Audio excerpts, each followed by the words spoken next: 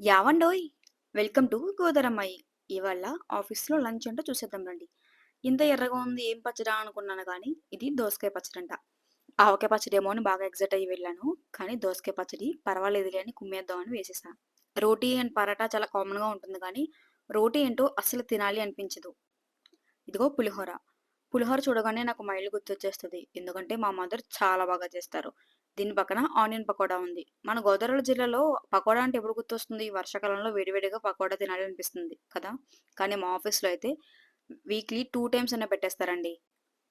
ఇంక మనకెలాగో ఇష్టం కాబట్టి తినేసాను. ఇది పప్పు మసాలా అంట. అసలు టేస్ట్ కూడా చేయలేదు. దీని పక్కన క్యారట్ కీర్ అయితే ఉంది.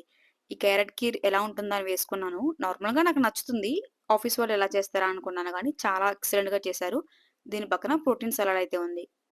సలాడ్ కూడా కొంచెం వేసేసుకున్నాను. బేసిక్‌గా డైట్‌లో ఉన్నవాళ్ళు ఫస్ట్ సలాడ్ తింటారు. దాని తర్వాత కొంచెం రైస్ అండ్ రోటీ తింటారు కదా!